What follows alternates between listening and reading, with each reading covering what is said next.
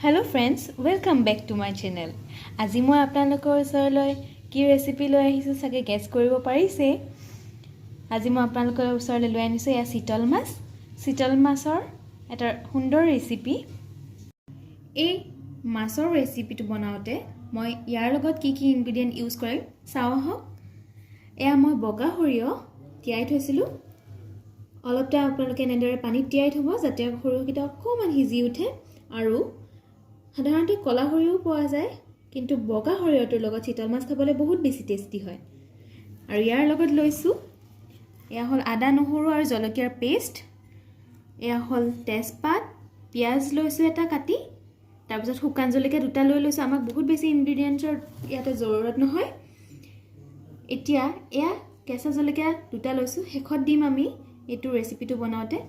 এতিয়া এই সৰিয়হখিনি গ্ৰাইণ্ড কৰি লম। এতিয়া সৰিয়হখিনি গ্ৰাইণ্ড কৰি লম, পানী কমকে দি দিব।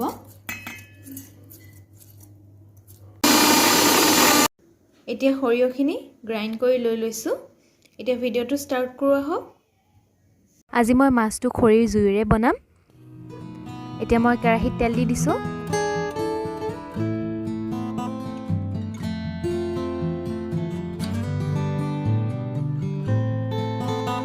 তেলটো ভালদৰে গৰম হ'বলৈ দিছো।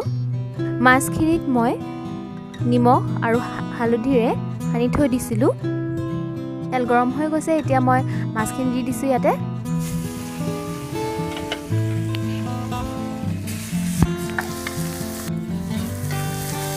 আৰু লগে লগে লাৰি দিছো।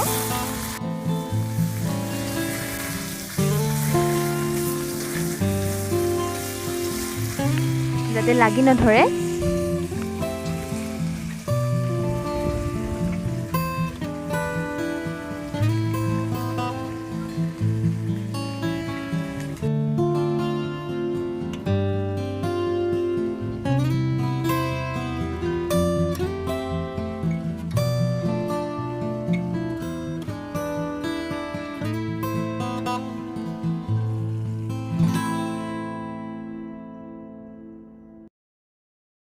এতিয়া মাছখিনি এবাৰ এবাৰ লুটিয়াই দিছো।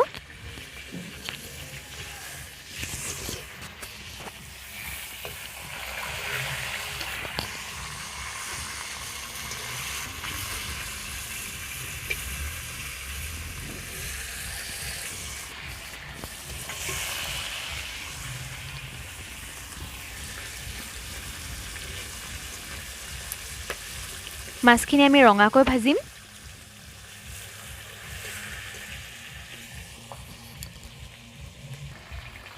আকৌ এবাৰ এবাৰ লুটিয়াই দিছো।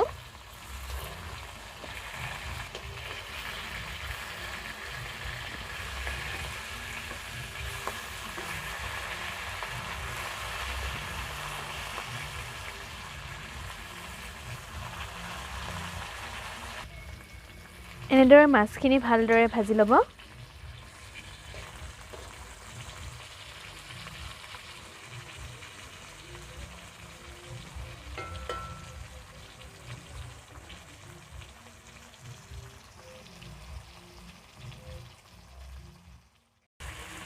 এনেদৰে ৰঙা কৰি ভাজি লৈছো। এতিয়া মাছখিনি উঠাই লৈ ল'ম।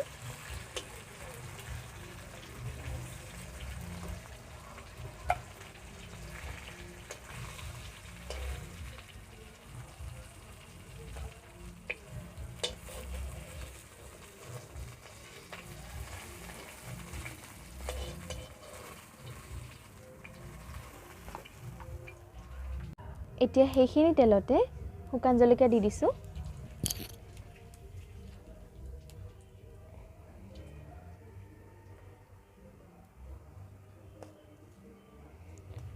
এতিয়া ইয়াত অকমান পাঁচফোৰণ দি দিছো।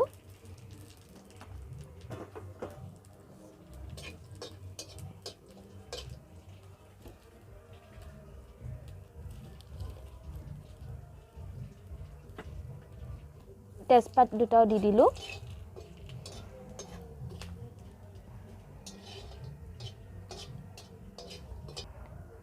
এতিয়া ইয়াতে পিয়াজখিনি দি দিম।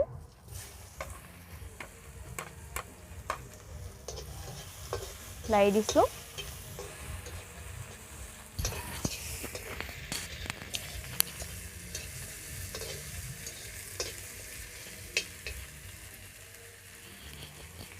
পিঁয়াজখিনি অকণমান ভাজি ল'ম। এতিয়া ইয়াতে আদা নহৰুৰ পেষ্টখিনি দি দিম।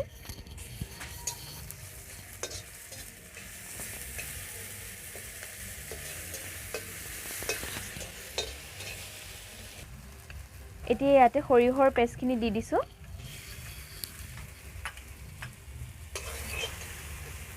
আৰু ধুনীয়াকৈ মিক্স কৰি ভাজি ল'ম।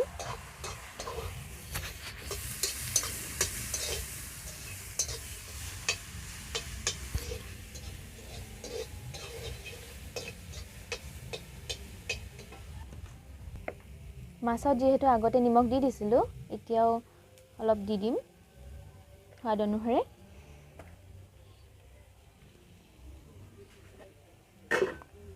এতিয়া ইয়াতে অলপ হালধি দি দিম। এতিয়া এইখিনি মিলাই দিছোঁ।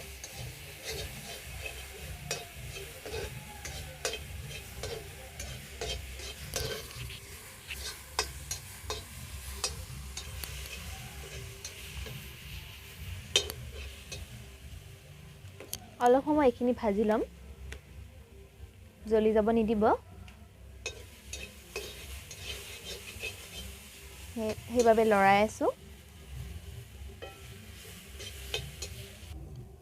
এতিয়া ইয়াতে পানী দি দিওঁ।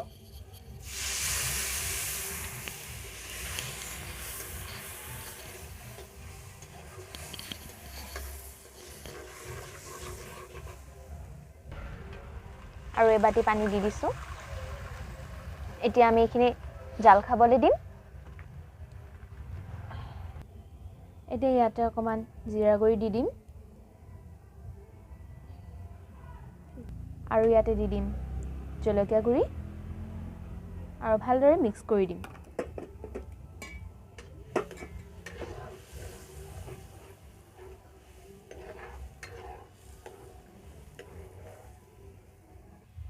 অলপ অলপ উতল আহিছে, ভালদৰে উতলিব দিম।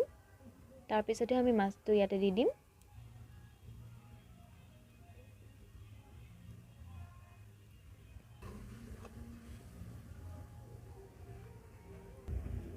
এতিয়া ইয়াতে মাছখিনি দি দিওঁ।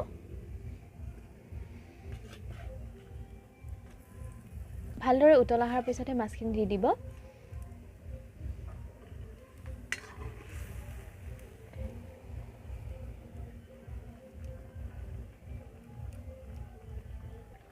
মাছৰ লগত ভালদৰে উতল অহাৰ পিছত ইয়াতে কেঁচা জলকীয়াখিনি দি দিম।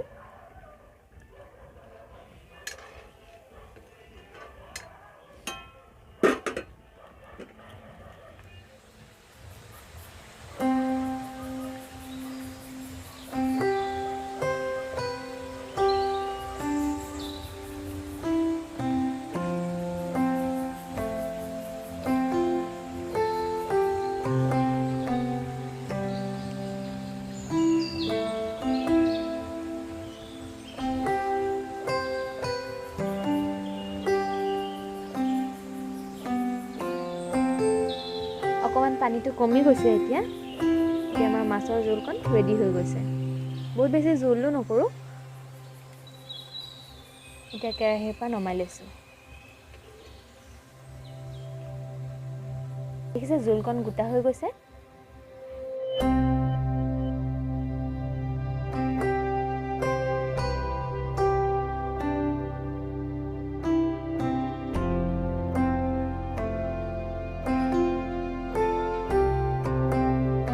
এয়া সৰিয়হৰ সৈতে চিতল মাছৰ জোলকণ ৰেডি হৈ গ'ল।